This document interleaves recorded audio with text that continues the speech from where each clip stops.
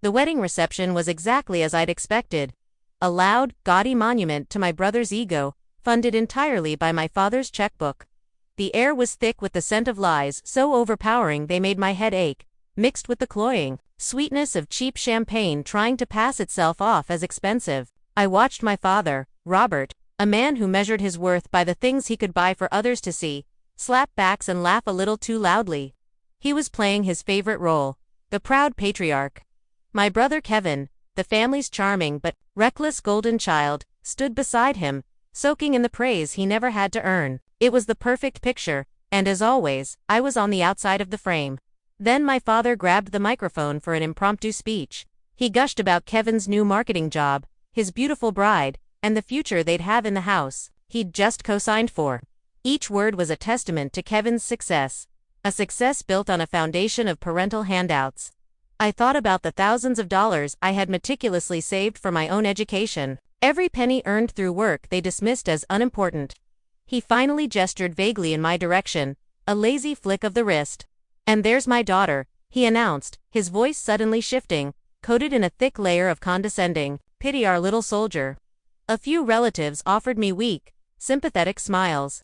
It was then that a curious cousin leaned over and asked my dad what exactly I did in the military. My dad let out a loud, dismissive bark of a laugh that made my stomach tighten. "Who knows? She's just a soldier. She plays with big boats or something." He looked directly at me then, a cruel glint in his eye as he delivered the final blow, his voice carrying across the nearby tables. "When are you ever going to afford a wedding like this, huh?" The words hung there, a public appraisal of my failure. I didn't flinch. I just raised my glass of water, took a slow deliberate sip, and felt the familiar chill of my own heart turning to solid ice. And the worst part, I wasn't even surprised. It was just the loudest echo of a story they had been writing for me my entire life. To understand the insult my father threw at me so casually at that wedding, you have to understand the universe he created. At its center was my brother Kevin, the golden child, a man who wore his charisma like a shield to hide a total lack of substance. Orbiting him was my mother, Linda, a gentlewoman whose fear of confrontation was so profound that she would agree to any injustice just to keep the peace. And holding it all together with the gravity of his wallet and his will was my father, Robert, a man who was obsessed with the appearance of success, a success he needed to manufacture, control, and display for the world. In this solar system, I was a distant cold planet acknowledged only when my orbit inconvenienced them. The clearest example of this dynamic is burned into my memory from the year I turned 17. For his 18th birthday, Kevin was gifted a brand new sports car, a gleaming, black convertible that my father presented to him in the driveway in front of all his friends. The keys were tossed like a trophy, and my father's chest swelled with pride. I watched from the living room window, and in the reflection of that polished new car, I saw the tally of my own life. The school trips I was told we couldn't afford, the worn-out laptop I had to use for 2 years after Kevin broke his and got an immediate replacement. The endless chorus of money is tight that only ever seemed to apply to me. That car wasn't just a car. It was a four-wheel declaration of my brother's value and my own insignificance. A week later, I quietly approached my dad in his study. I had been researching colleges, my one hope for escape, and I'd found a prep course that could help with my entrance exams. I asked him for $500 to cover the course and the application fees. He didn't even look up from his newspaper. "Money doesn't grow on trees," he said, the words worn from overuse. "If you want something in this life, you have to get a job and earn it." He finally lowered the paper and looked at me, his eyes devoid of warmth. "We've poured everything we have into setting your brother up for success. We can't afford to do that for everyone." The hypocrisy was so blatant, it was almost breathtaking. I just nodded, said, "Okay," and walked away. There was no point in arguing with the laws of his universe. That moment solidified my escape plan. I worked 2 jobs my entire senior year and not only paid for my own applications but also secured a full 4-year scholarship through the Navy ROC program. The day I told them, I was buzzing with pride. I had done it all myself. I had built my own future. I laid the acceptance letter and scholarship award on the kitchen table, expecting for one foolish moment to see a flicker of pride in their eyes. Instead, I was met with disappointment. My father scoffed. "The Navy? What a waste of your potential," he said, shaking his head. To him, my potential was a life lived nearby. A career he could brag about at dinner parties. Doctor, lawyer, something. He understood. My mother, Linda, just started to cry.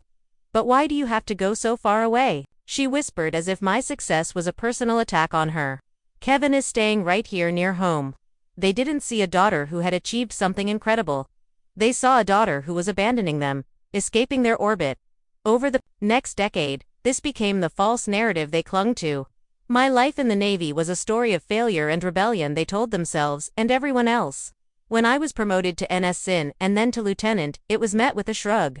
When Kevin got a minor raise at his marketing firm, my father threw a celebratory dinner. My deployments, often to dangerous and classified locations, were framed as me avoiding the family and running away from my responsibilities. They told our relatives I had a simple government desk job because acknowledging the truth that I was an officer with immense responsibility was impossible for them. It didn't fit their story. My father needed to be the patriarch, the provider, the one everyone relied on. My independence wasn't just something he couldn't brag about.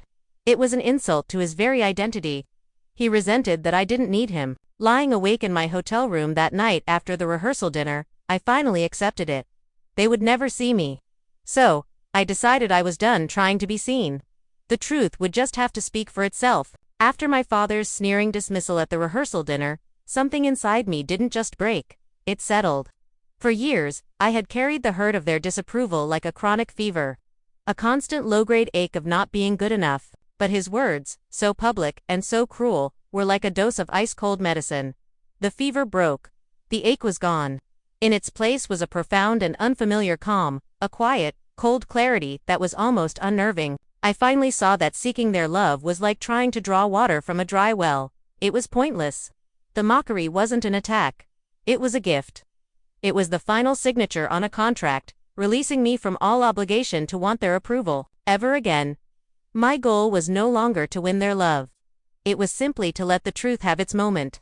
My plan, if you can even call it that, wasn't some intricate scheme I hatched in a fit of vengeful rage. The pieces were already on the board, long before my brother's wedding invitation arrived in the mail. My life, the one they knew nothing about, had its own momentum. As a commander in U.S. naval intelligence, my job was to exist in a world of classified information and high-stakes decisions. For the last 18 months, I had been the lead intelligence liaison to the National Security Council for a time-sensitive operation. My family thought I played with big boats. In reality, I provided the crucial data that guided the actions of the most powerful people on the planet. I was on call 24/7, and I knew that the final phase of this operation was imminent. When the thick cream-colored wedding invitation arrived, my first instinct was to decline. It was the easy option, the one I had taken so many times before. Citing the demands of my simple government job was my go-to excuse for avoiding the suffocating judgment of family gatherings. But this time felt different. Holding the invitation, I thought about 2 decades of being minimized, of having my life's work treated like a childish hobby.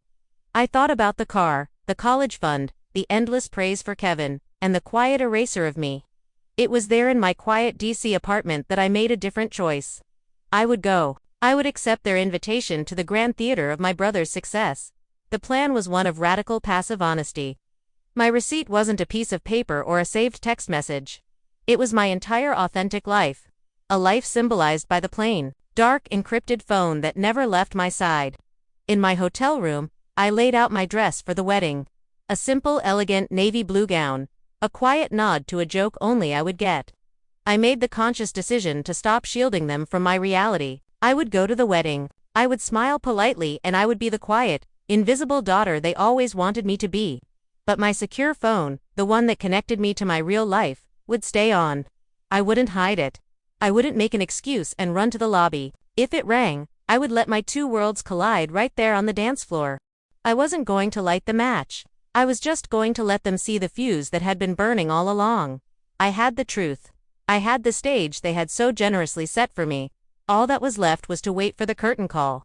We returned to the wedding reception to the exact moment after my father's words had landed. A thick, sticky silence hung over our section of the room. The kind of quiet that's louder than any noise. Some relatives stared at their plates, suddenly fascinated by their Hafitan chicken, while others shot me glances filled with a terrible pity and kindness I never asked for. My father, Robert looked immensely pleased with himself, basking in the glow of his own casual cruelty. He expected me to be flustered, to be hurt, to perhaps even cry.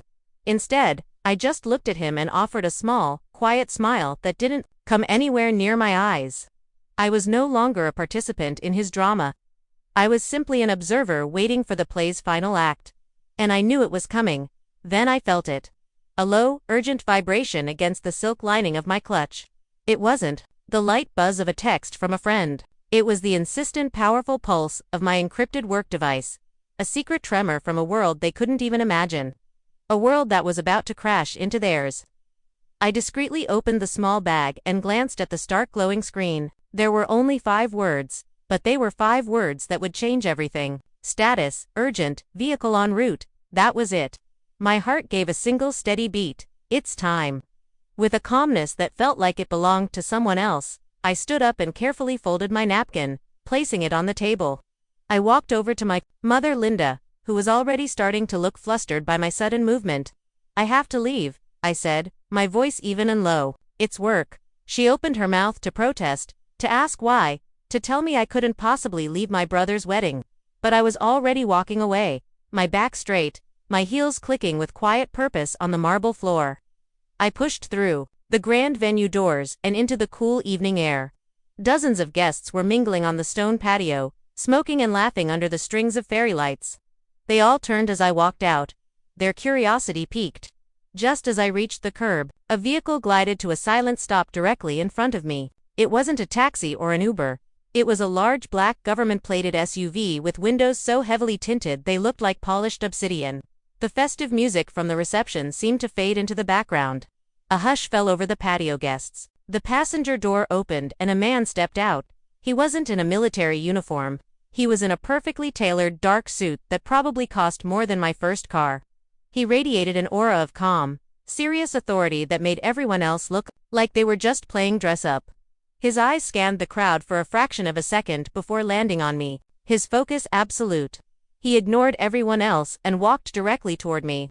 The crowd parted for him as if he had an invisible shield. He stopped a respectful 3 feet away, but his voice was pitched to be loud, clear, and utterly undeniable. It cut through the night air, a blade of pure fact. "Commander," he said, and the word hung in the air, electric and impossible. "Sorry to interrupt, but the president is waiting for your briefing via secure video teleconference. We need to leave now." The entire world seemed to freeze. I saw my father, who had followed me outside, presumably to scold me for my rudeness, stopped dead in his tracks. The arrogant, ruddy color drained from his face, leaving behind a pale, slack-jawed mask of pure shock. My brother Kevin stumbled out the door behind him, his perfect smile frozen in a richness of confusion. The whispers started immediately, spreading through the guests like a fire in dry grass. "Commander," one said, "did he just say the president?" The false narrative my family had spent 2 decades constructing the story of the aimless runaway daughter with the unimportant little job was publicly and spectacularly annihilated in less than 15 seconds. I simply gave the aide a small, crisp nod. "I'm ready," I said. Then I turned my head and gave my father one last look. There was no anger in it, no triumph. It was just a quiet final assessment. And in that moment, he didn't look like a tyrant. He just looked small. For the first time in my entire life, he had absolutely nothing to say. And in the ringing silence of their shock, I didn't feel anger or victory. I just felt free. For the first time, I was the one who got to walk away. As the black SUV pulled away from the curb, the chaotic floodlit scene of the wedding shrank in the rearview mirror until it was just another memory. Inside the vehicle, it was silent, cool, and professional. The air smelled of clean leather, not cloying flowers. No one spoke. There was only the low hum of the engine and the quiet crackle of a radio. This was my world, a world of order, purpose, and consequence. Hours later, after the urgent briefing was complete and the immediate crisis averted, I was in a sterile temporary office deep within a secure government building. It was only then, under the harsh fluorescent lights, that I finally looked at my personal phone. It was a digital inferno. Dozens of missed calls from my father, my mother, my brother. The text messages scrolled on and on. A torrent of frantic self-centered outrage. "How could you embarrass us like that?" From my father. "You made a scene at your brother's wedding. I can't believe you." From Kevin. You need to call me right now and explain yourself. Everyone is asking questions from my mother. Not a single message asked if I was okay. Not one expressed curiosity or pride. It was all about them. Their embarrassment, their social standing, their confusion. I read through the messages one after another and felt nothing. It was like reading a frantic argument between strangers. I pressed the button on the side of the phone, plunging the screen into darkness, and placed it face down on the desk. The silence that followed was the most peaceful sound I had ever heard. A few weeks later, back in my own apartment in D.C., a letter arrived. I recognized my mother's looping, elegant handwriting immediately. The envelope was thick and I could see a small faint watermark on the paper. A tear stain, her signature tool of emotional warfare. The letter inside was exactly what I expected. It was a masterpiece of self-pity and blame-shifting. I just don't understand why you would hide your life from us, she wrote. I feel like such a fool. All these years, I thought you were struggling, and you never told me the truth. How could you not trust your own mother? There was no apology for their dismissal. No acknowledgement of their cruelty. My success wasn't a reason for celebration. It was a secret I had maliciously kept from her. My entire life was once again reframed to be about her feelings. I read the letter once, then walked it over to the kitchen and dropped it into the recycling bin without a second thought. My silence was the only answer she was ever going to get. My new life, the one I had built in the shadows of their indifference, was where I truly felt at home. The following week, I stood at the head of a polished table in a secure briefing room, a place where words had weight and facts mattered. The room was filled with serious people, colonels, analysts, department heads, and all their attention was focused on me. They listened as I laid out the intelligence.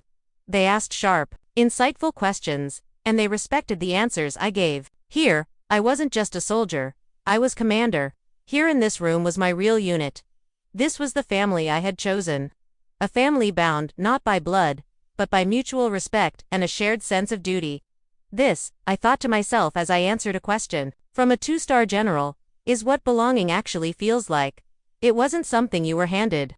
It was something you forged. A few months later, I got a call from a cousin, the one who had innocently asked my father what I did for a living. After some pleasantries, she hesitantly told me about the fallout. Apparently, my father was now trying to brag about me to anyone who would listen. My daughter works for the president, you know, he'd say at the local country club, but it was no use. Everyone had seen his public scorn. They had heard him call me just a soldier. His desperate attempt to claim my success as his own had backfired, turning him into a local joke. My brother Kevin, she mentioned, was also struggling. Without my father's undivided attention and financial safety net, the cracks in his perfect life were beginning to show. Hearing this didn't bring me joy or a sense of victory. It was just data, a confirmation of a hypothesis I had long ago accepted. They hadn't changed. But their gravity could no longer hold me in its orbit. I learned that your real value is never determined by the people who refuse to see it. It's forged in the silence, in the hard work they dismiss, and in the quiet authority you build for yourself. If you've ever had to become your own commanding officer, drop a salute in the comments below. I see you.